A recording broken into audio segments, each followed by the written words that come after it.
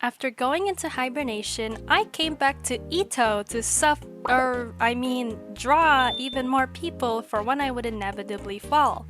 I prepared myself by grinding difficulty chart obbies and playing more towers, and now I think I'm ready to take on a challenging tower. I went into this tower thinking I was prepared, though I ended up falling way more than expected. Despite that, this was an opportunity for me to challenge myself by drawing people's avatars in a more creative manner. This time, I really cooked with the pieces, and with all the tips I have to offer, you will really want to check these out. You know the gist, you know the rules, you know how it works. I feel like I don't have to explain. I'm sure you guys don't need an explanation for how this works. I mean, the title explains it. I don't want to have to spend another 6 hours on the intro just for people to fall asleep in, which, by the way, a lot of people were like, oh, the intro's too long. And to that, I'm really sorry. That was not intentional, you know? It wasn't intentional. I'm a noob. Please be nice to me, okay? God! See, I'm already not even locked in. Like, this is just insane. I don't play for like a week and then all of a sudden I'm buns. And then, like, it just doesn't make any sense. I'm not having a good time with this tower. I've been in this tower like too many times to remember. And it's not even that hard. This tower is not that hard. I just don't have the energy. I don't have the motivation. I don't have anything in my life, man. Only reason why I'm not... Right, so my biggest mistake hopping back into this challenge was not warming up at all. I don't even know if a warm-up would have made a difference. This tower, in my opinion, genuinely just sucks ass. Regardless, I'm pushing through, even if it meant feeling like I was loop failing floor 2. Starting off with the user Jupiter Justo, I wanted to start easy and went for an avatar that was simple but had enough to where I could make a pretty interesting piece out of it. The thing I've noticed with ETOH players, or well, hobbyists in general, is that they tend to have avatars that are very basic in style. Usually composed of a regular colored blocky avatar, a t-shirt with either cool tattoos or a logo, and lastly topped off with very few to no accessories. I thought this was important to point out because I feel like the best fitting art style to draw these kinds of avatars in would be the Roblox blocky art style. One of the tips I can offer when it comes to drawing characters is putting emphasis on what features from them stands out. And in this user's case, the transformation gizmo accessory stood out a lot. Now, another tip I had in mind was giving the drawing a story. Applying these two principles helps out a lot if you want to make your piece appear more dramatic. I also wanted the main focus to be more captivating, so to achieve that, I made sure to add foreshortening. As for the background, I made it small and angled so parts of the character popped out, further adding more drama and immersion to the piece. While I personally feel like this is a great start to things, I did fall a second time, so we're not done just yet, unfortunately. Ironically, the user I picked for my next piece is Pillpel or Basic Gamer. Considering this was filmed all the way back when it was still the Christmas season, I will cheat a little bit and draw Pillpel in their current outfit, just so it isn't out of place, because I can confidently tell you that the time that I am drawing this would have been nearing Valentine's Day. Now yes, Pillpel does have a pretty basic avatar going on, so I am still going to be drawing it in the Roblox blocky style. Taking a close look at Pillpel's avatar, they appear to be wearing combat gloves, and with the same two principles still in effect, the theme of this illustration will be fighting. I really did want to avoid drawing something similar to the previous one, but I just really love this art style. You have to give it to me though. I feel like drawing blocky shapes in general is a good warm-up for when I move on to avatars that are a bit more detailed. Speaking of drawing shapes, I encourage artists to practice drawing 3D shapes in different angles for as long as you need before working on the main piece. By understanding how forms work, you can use that to your advantage by breaking down complex objects into simple and manageable forms. It's also just really excellent for improving muscle memory, complex movements, and precision. As you can see, this is very effective as taking the time to practice will then result in an illustration similar to this. This is gonna take me like 6 hours. I don't know how many tries. A lot of tries. I actually have to lock in. I can't be goofing around. I say that and I just... guess I gotta take the longer route. Gosh! I don't really even feel like doing all this, so I'm just gonna... I'm just gonna do that skip, you know? I've been learning, I've been training, you know, I've been training myself to, this is so annoying. I don't know how do people commentate and do a tower at the same time? This is so hard. Like, I'm just... Oh, but is my determined...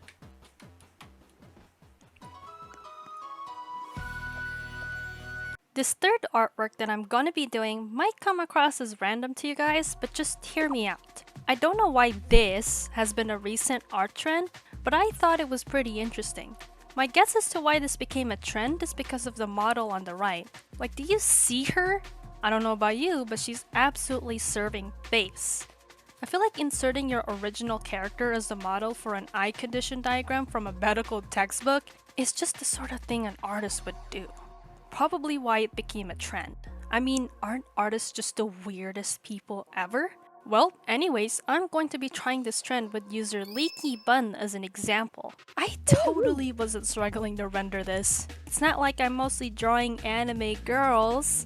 Drawing men is so easy, and it's even easier when I have to draw them in a semi-realistic style. I know I sound sarcastic, but it has gotten easier since I started learning about facial planes. You know the phrase, all roads lead back to Rome? Well, if we were to apply this to art, it would be all roads lead back to 3D shapes. How is that phrase relevant, you ask? Well, facial planes are a technique that artists use to break down the complex form of the human face. Sound familiar now? Learning this technique will help you identify which areas to put light and shadow and how they fall across the face. This could be top-facing, bottom-facing, or side-facing surfaces. Acquiring this knowledge will result in accurately constructing 3D forms, such as the human face. My goal wasn't just to make it look 3D, but to make sure that Leaky Bun is mogging you. Yes! You! As for the eye diagram, I would have just taken the shortcut and changed the color of the iris, but I thought having to illustrate it from scratch was so much more worth it. Not only was I able to render in a semi-realistic style, but I also impressed myself with the painting of the eye. Not once would I have imagined that I'd paint something like this in the 34 years that I've been alive, but here we are. At this point, I'm just gonna draw like the whole server, and this video is gonna be like an hour long, which I don't think any of you have the attention span to watch. Oh! See that? That's how pros do it, huh? I'm the future victor of true skill, you know. You know, Tower of True Skill, you gotta watch your back. I'm gonna beat you this year. Yeah, by the way, I made it my New Year's resolution to beat Tower of True Skill in 2026. I'm low-key kind of regretting it because that tower is hard, and I know you guys are gonna be like, that is literally a bottom remorseless tower. It's not even that hard, you know. I don't really care what plebeians have to say, so... Okay, we're at the green floor, guys. I repeat, we're at the green floor. Oh my god. You know what? I finally made it to floor 5. Surely I wasn't gonna fall down from here, right? Surely I was able to lock in and make it to the wind pad, right? No? You're saying the only pad I got to is back to my drawing pad? Man, fuck! Well, I sure hope Uncanny Rabbit 0 will enjoy what I have to offer because I struggled on this one. At first, the aesthetic I was attempting to go for was cyber sigilism, but I faced issues with this as I was not satisfied with whatever I came up with. Eventually, I just decided to go with the flow and see where that would lead me. I wish I could say I was finally relieved being able to draw a female avatar, but no, I'm an artist. I have to suffer. And by suffering, I mean I had to draw headphones. I can't even begin to explain just how much I absolutely loathe drawing headphones, but I'm sure this explains it pretty well. It's not that I can't draw headphones, it's just that I can't seem to make them look right when worn. I can tolerate drawing them when held or, I don't know, when they're around the neck, but when worn, just pull the trigger. Just pull the trigger. After taking me so many tries, I was finally satisfied with how they looked. Not really much to say from here other than my decision to go for a horror-esque theme by including the original sketch I did of Uncanny Rabbit. I also tried to do the camera flash lighting effect on the drawing to the right, but I found it hard to appear that way since Uncanny Rabbit's skin is pale white, though it worked pretty well on the drawing I did on the left. I experimented around with the built-in filters in Clip Studio Paint to enhance the subtle horror effect. I wish I could teach you how to do a camera flash lighting effect, but I'm not quite there yet, so you'll have to bear with me. Starting to think I should do that one challenge Ahito told me to do in my previous video, because I feel like it's less work. I'm joking, by the way, you know, I wouldn't do that. Do I look like I would do that, guys? I would never do that. 6 minutes into this tower, I'm failing so bad. My PB for now is like the green floor. I don't even know what floor my best is. Bah! My freaking palms are sweating, dude. Like, why are they sweating?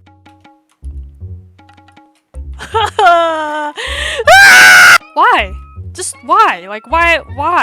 Why do I do this to myself? Why? This is torture, okay? I don't want to do anything. Woohoo! Woohoo! I love this tower so much! This is my favorite tower of all time. I'm literally so happy, and oh my god, can you tell? Like, I'm enjoying.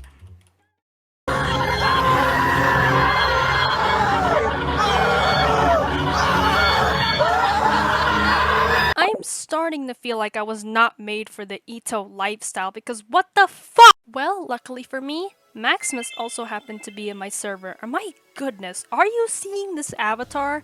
I immediately thought of many ways to draw this, and that's what I remembered about a style I used to obsess over. The Pokemon art style. I was hyper-fixated over this back in the summer of 2023, drawing my characters and everyone else's characters in this style. The thing about Pokemon's trainer designs is that they always manage to look memorable and iconic despite using a simple anime style, especially on the more modern designs. What I can take out of these designs is that they are easy to read, use a limited set of colors, and are tailored to fit the theme or type of the Pokemon they use. I didn't have to guess what kind of theme Maximus would go for, considering this theme is very telling of what it's trying to achieve.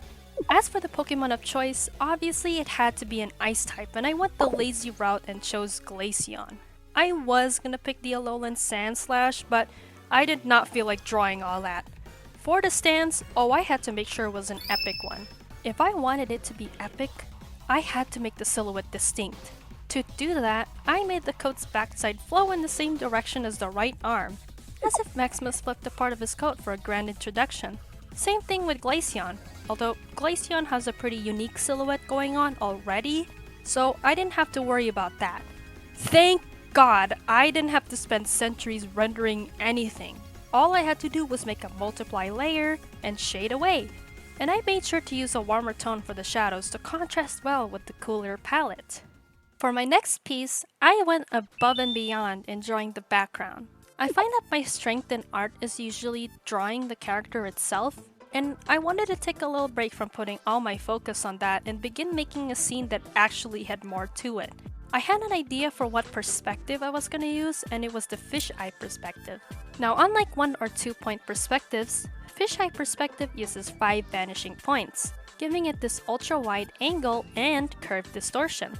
Now that I had an idea for what I was going to do for the scene, I then had to figure out what art style to use for Bubman 54. Considering Bubman's style has a Y2K aesthetic going on, I thought a cartoony art style would work wonders. And it really did! I tried my best to keep the shading style as minimal as possible to match the cartoony style.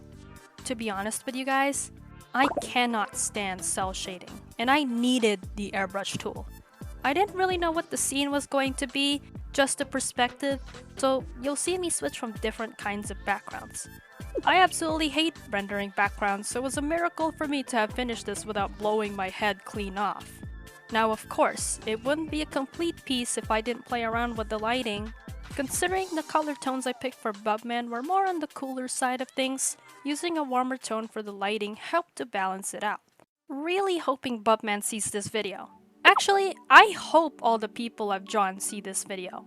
If you do know these people, make sure to let them know they were a victim to art experiments. I would contact them myself, but I don't really want to. So if you could do that, it would be greatly appreciated. I am determined to finish this tower. I'm determined to finish this tower. Okay, we're at the awesome floor. Dubai chocolate floor. Yep, we're Dubai chocolate floor. Now we're at the really boring part of this stupid tower. There's nothing catching me, so if I fall, I'm genuinely killing everyone. Okay, we're making progress! Okay, Ahito taught me a skip in this tower. Shout out Ahito Gaming, Ahito. This is the skip. Ow! Ow! Ow! Shout out Ahito for teaching me that skip. Don't subscribe to his channel though. You should subscribe to my channel. And this is another skip Ahito taught me. Thank you. Shout out Ahito. Shout out Ahito Gaming, Ahito. Where the hell do I go? Okay, oh god. I gotta wipe my palms, dude. I'm so scared. This is so scary.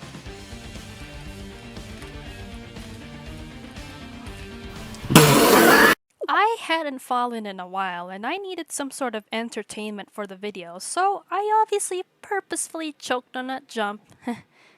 Totally wasn't because I was on edge and shaking like crazy. Well, because I intentionally had to clip farm, I bet, I'm not even gonna try to pronounce that username, so we'll just go by their display name, Zen. I hope Zen will appreciate the blood, sweat, and tears that were put into making this piece. Honestly, guys, I was running out of ideas for how I was gonna tackle this. I feel like I've hit my limit in terms of drawing, so I was in a bit of a pickle. But regardless, I knew I had to push myself one last time before I go back into hibernation for another 3 to 4 months. I surfed around Pinterest and inspiration hit me like a bus. I saw one of Takeshi Obata's works and I figured, why not do a piece inspired by his art style? To be honest, I mostly try to imitate his shading style since it's just... Typically when you see anime drawn and shaded, it is shaded as simply and as flat as possible. However, Obata's shading style has a very soft, airbrushed look to it, making his pieces appear more 3D. I couldn't really emulate his way of shading with color as Zen's avatar is also pale white. To further enhance this gothic feel, I made sure the colors were a bit more desaturated. I went the same route when I drew Uncanny Rabbit's avatar and did this mix of a close-up and a more zoomed out shot. Think of these two pieces as polar opposites. Well, not really, because both have a similar avatar aesthetic going on. You get the point though. Now, because the skin looked smooth and soft, I tried to balance it out by using textured brushes for the hair, giving it a rough look. Did some minor fixes and last minute touch-ups, and voila! I am not used to rendering this way, so I am very proud of how this ended up looking. Okay, I only fell 1 floor. It's okay. It's okay. It's okay. It's okay. It's okay. It's okay. Lock in, bro, please. I don't play around, okay? I'm taking my time. I don't care. I don't care. It's about believing. It's about taking the leap of danger. Like, what's up, danger? You know what I mean? Like, I think I need a little snack break. Let me take a snack break real quick. This is so scary. I hate this. I hate everything. Okay, lock in. Lock in.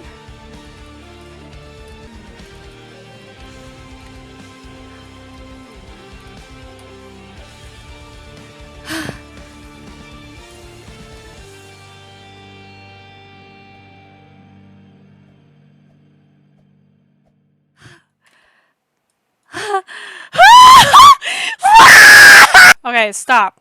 Stop playing. Stop playing. Stop playing. Stop playing. Stop playing. I did it. I did it. I did it. I did it. I did it. I did it. I did it. Woo! That was literally so easy. That was literally the easiest thing of my life, dude. That was so easy. Oh.